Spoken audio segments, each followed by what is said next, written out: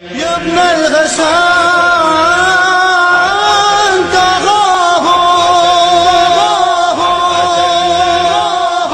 زہرا کی اندھیری تربت پہ کب شمع جلانے آؤ گے؟ زہرا کی اندھیری تربت پہ کب شمع جلانے آؤ گے؟ ٹوٹی ہوئی قبروں کو مولا کس روز بنانے آؤ گے؟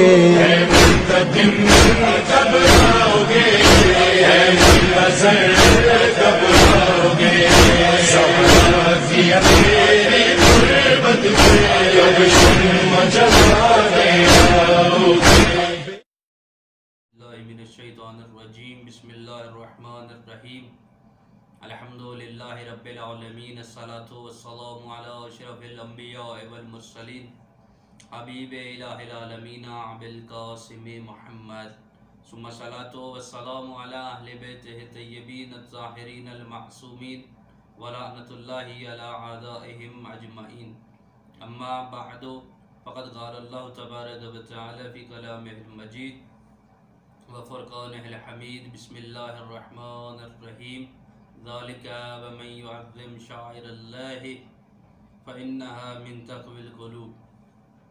سامعین محترم، 8 شوال یوم انہدام جنت البقیع کہ جسے عالم تشیع میں یوم سوگ کے طور پر منایا جاتا ہے، اور ہر سال اس 8 شوال کو تشیع پوری دنیا میں یوم سیاہ کے طور پہ مناتی ہے۔ جس طرح امام راحل حضرت امام خمینی رحمۃ اللہ علیہ نے ماہ مبارک رمضان کا آخری جمعہ جمعۃ الوداع فلسطین کے ساتھ یکجہتی اور قبلہ اول کی آزادی کے لیے احتجاج کرنے کے لیے معین فرما دیا ہے، اور پوری دنیا اس میں الحمدللہ احتجاج کر کے اپنا احتجاج ریکارڈ کرا کے مسلمان ہونے کا ثبوت دیتی ہے۔ اسی طرح پوری دنیا میں محبان اہل بیت حضرت امیر المومنین کے چاہنے والے 8 شوال کو اہل بیت علیہم السلام کی جو توہین ہوئی، جو توہین رسالت ہوئی، جو توہین عصمت ہوئی، اہل بیت کی قبور مطہر کو مسمار کیا گیا، جنت البقیع کو منہدم کیا گیا، اس کے خلاف ہر سال احتجاج کرتی ہے اور اس دن کو یوم سوگ کے طور پہ مناتی ہے۔ آج خصوصی طور پر کچھ گزارشات آپ کی خدمت میں گوش گزار کرنا چاہتا ہوں کہ یہ جنت البقیع کو منہدم کس نے کیا، کیوں کیا گیا، اور عقیدہ نجدیت اور وہابیت کی بنیاد اور آغاز اور ابتدا کہاں سے ہوئی،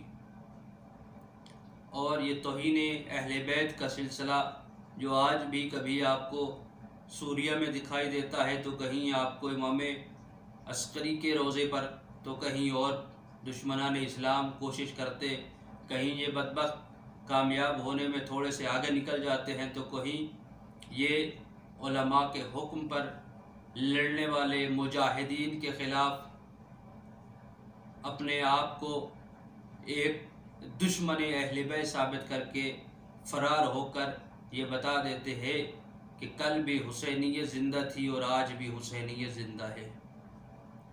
بقیع کے لفظی معنی درختوں کا باغ ہے، اور تقدس کی خاطر اس کو جنت البقیع کہا جاتا ہے۔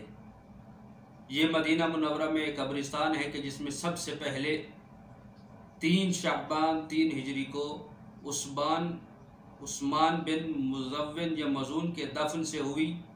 اس کے بعد یہاں پیغمبر اسلام کے فرزند حضرت ابراہیم دفن ہوئے، ان کے بعد حضرت کے رشتہ دار صفیہ، عاتقہ اور جناب فاطمہ بنت اسد والدہ محترمہ حضرت امیر المومنین یہاں دفن ہوئی۔ پیغمبر اسلام جنت البقیع کے لیے خصوصی طور پر دعائیں فرمایا کرتے تھے، اور پیغمبر کے دعا فرمانے کی وجہ سے یہ مقام، یہ جگہ امتیاز اور تقدس کے طور پر مسلمانوں کے درمیان مشہور ہونے لگی۔ 7ویں صدی ہجری میں عمر بن جبیر نے اپنے مدینے کے سفر نامے میں جنت البقیع میں مختلف قبور پر تعمیر شدہ قبوں اور گنبدوں کا ذکر کیا ہے، جس میں حضرت ابراہیم فرزند پیغمبر اسلام، عقیل ابن ابی طالب، عبداللہ بن جعفر طیار، امہات المومنین، عباس ابن عبد المطلب کی قبور شامل ہے۔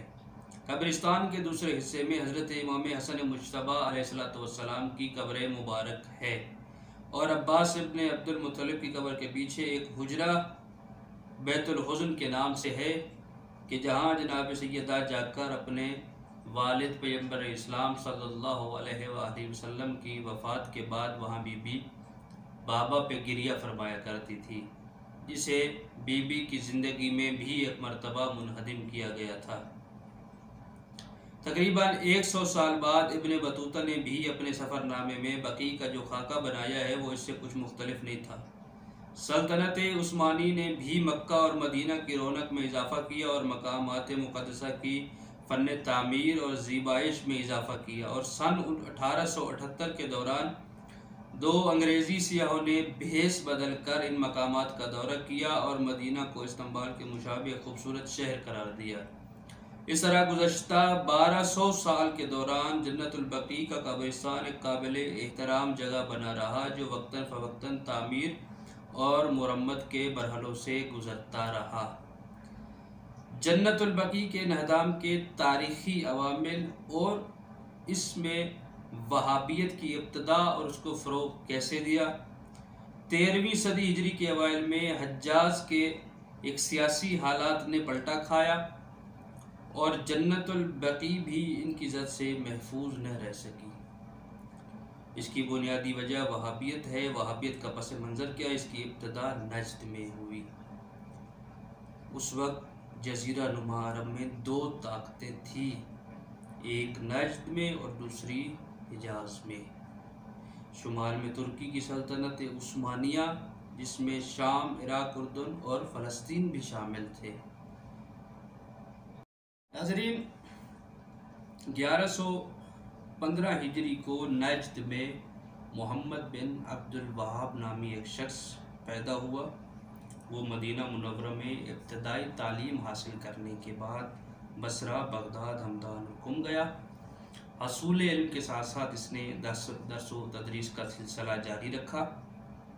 اس نے حنبلی نظریات کو پہلے قبول کیا، پھر حنبلی بیعت سے آزاد ہو کر احادیث میں اس نے خود استنباط کیا، یعنی تفسیر بالرائے کرنا اس نے شروع کر دی۔ نتیجتاً اس کو مخالفانہ نظریات کی پرچار کی پاداش میں بستی سے نکال دیا گیا۔ اس وقت نجد میں محمد بن سعود نامی شخص کے زیر اثر قبیلوں کا دار و مدار ہمسایہ بستیوں میں لوٹ مار کرنا تھا۔ یہ گیا، وہاں پر اس نے اس کے ساتھ معاہدہ کیا، اور ان معاہدوں میں یہ طے تھا کہ کسی قبر کے اوپر صاحباں بنانا، قبہ بنانا، گنبد بنانا یا کسی قبر کی زیارت کرنا، یہ ساری چیزیں حرام ہیں، شرک ہے، اور زیارت پہ جانا جائز نہیں ہے۔ جب وہابی اور نجدیت سے بھرپور عقائد کی ان لوگوں نے ترویج کی تو سلسلہ ان کا بڑھتا بڑھتا یہ مختلف علاقوں پر قبضہ کرنے لگے، اور انہوں نے بہت سے علاقوں کو اپنے ہاتھ میں لے لیا، اور وہاں پر وہابی عقیدہ رائج ہو گیا، اور جہاں پر یہ تھے وہاں پر انہوں نے باقاعدہ طور پر حکومتی سطح پر اس عقیدے کو منوا لیا۔ قبور کی بے حرمتی کا سلسلہ یہاں سے شروع ہوتا ہے۔ قرآن مجید کی سورہ حج کی 32ویں آیت میں شاعر اللہ کی تعظیم سے متعلق صریح احکام موجود ہیں، جسے آیت کو میں نے سرنامہ کلام دیا ہے۔ ان تمام دلائل کے باوجود بفرض محال عقیدہ وہابیت کو قابل قبول سمجھا جائے تو اس کا مطلب یہ ہوگا کہ گزشتہ 14 صدیوں میں سارے عالم اسلام میں جہاں جہاں قبور کی زیارت، احترام، تعمیر، مرمت اور دیکھ بھال کی گئی ہے، وہ تمام اعمال شرک، کفر اور بدعت کے زمرے میں شمار ہوں گے۔ یعنی یہ کریڈٹ محمد بن عبد الوہاب کو جائے گا کہ 1400 سال میں پہلی دفعہ اس نے بدعت کی نشاندہی کی ہے۔ اور ایک قابل ذکر نکتہ یہ ہے کہ محمد بن عبد الوہاب نے ان نظریات کو اپنے والد کے نام کی نسبت سے وہابیت کا نام دیا، جبکہ ان کا اس سے کوئی تعلق نہیں تھا، اس کے باپ کا اس کے نظریات سے کوئی تعلق نہیں تھا۔ البتہ خود ان کے اپنے نام یعنی محمد کی نسبت سے یہ عقیدہ محمدیہ کہلاتا تھا۔ ظاہر ہے کہ ایسا کرنے سے ان کا مقصد ہی فوت ہو جاتا۔ ایک اور اہم نکتہ قابل غور ہے کہ 19ویں اور 20ویں صدی میں اسلامی دنیا میں ایک ہلچل مچی۔ یہ ایک اتفاق ہے کہ عین اسی زمانے میں جب حجاز میں وہابیت جڑ پکڑ رہی تھی، دنیا کے دوسرے حصوں میں بھی احیاء اسلام کے نام پر اور تحریکیں بھی کار فرما تھیں۔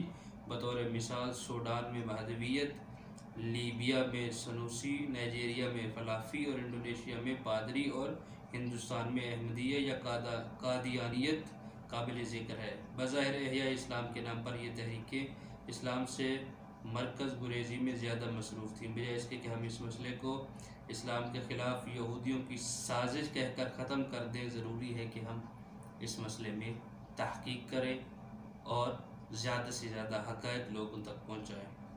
وہابیوں نے 1344 کو مدینہ پر حملہ کیا، جس میں مسجد نبوی اور دوسرے مذہبی اماکن کو بھی نقصان پہنچایا۔ اس حملے کے 7 ماہ بعد رمضان المبارک سن 1344 ہجری، شیخ عبداللہ بن بلید جو سن 1343 سے 1345 تک مکہ کا چیف جسٹس تھا، مدینہ آیا اور وہاں کے مفتیوں سے مقبروں کی تخریب کا حکم دریافت کیا۔ اس طرح 8 شوال سن 1344 ہجری کو جنت البقیع میں موجود تمام مقبروں کو مسمار کر دیا اور ایک مرتبہ پھر توہین اہل بیت کا مرتکب ہوا۔ یہ وہی وہابیت کی پرچار تھی، یہی وہ وہابیت کی بنیاد تھی جسے ان بدبختوں نے اسلام کا نام دیا، اور اس میں نہ فقط اہل بیت رسول کی توہین کی گئی بلکہ اس کے ساتھ ساتھ خود توہین پیغمبر بھی ہے، کیونکہ بقیع کو پیغمبر دعاؤں میں یاد رکھا کرتے تھے، بقیع کے مقام کو پیغمبر دعاؤں میں ذکر کیا کرتے تھے۔ آج بھی یہ سلسلہ وہابیت جاری ہے۔ اسلام دشمن آج بھی اسلام دشمنی میں سرگرم ہے۔ اسلام دشمن آج بھی اہل بیت علیہ السلام کے مقدس اماکن کو نقصان پہنچانے کی ہر کوشش میں مصروف ہے۔ یہ کبھی جناب زینب سلام اللہ علیہا کے حرم کی جانب بڑھتے ہیں تو کبھی جناب امامین عسقریین کے حرم کی جانب بڑھتے ہیں، کبھی یہ ناکام کوشش کربلا معلیٰ کی طرف کرتے ہیں تو کبھی یہ کسی اور مقدس مقام کی طرف کرتے ہیں۔ لیکن الحمدللہ دین پیغمبر کہ جو دین کامل و اکمل ہے، اور اس دین پہ عمل پیرا ہونے والے تمام مسلمان اور بالخصوص محبان اہل بیت، حضرت امیر المومنین کے چاہنے والے، علی ولی اللہ پڑھنے والے، امیر المومنین کی ولایت قدم بھرنے والے نہ کل ڈرے تھے نہ آج ڈریں گے۔ انشاءاللہ جب تک جنت البقیع کو تعمیر نہیں کیا جاتا، جب تک آل سعود کے ہاتھوں سے یہ مقدس مکانات کو چھڑایا نہیں جاتا، جب تک ان مکانات کی دوبارہ تعمیر نہیں کی جاتی، یہ احتجاج جاری رہے گا، اہل بیت کے ساتھ یہ محبت کا سلسلہ جاری رہے گا۔ اہل بیت علیہ السلام کا ہر چاہنے والا کہ جس کی رگوں میں بسنے والا بہنے والا خون، کہ جس کا ایک ایک قطرہ اہل بیت علیہ السلام کی راہ پہ قربان ہونے کے لیے تیار ہے، انشاءاللہ یہ احتجاج جاری رہے گا۔ اور انشاءاللہ وہ وقت قریب ہے کہ جب امام عصر کا ظہور ہوگا، جب امام وقت تشریف لائیں گے اور ان مقدس مقامات کی حفاظت کے لیے ایک طریقہ کار وضع فرمائیں گے، اور انشاءاللہ ہر وہ آنکھ جو نوکر امام زمانہ ہوگی وہ ان مقدس مقامات کی، مقدس قبور کی اپنی آنکھوں سے زیارت کرے گی۔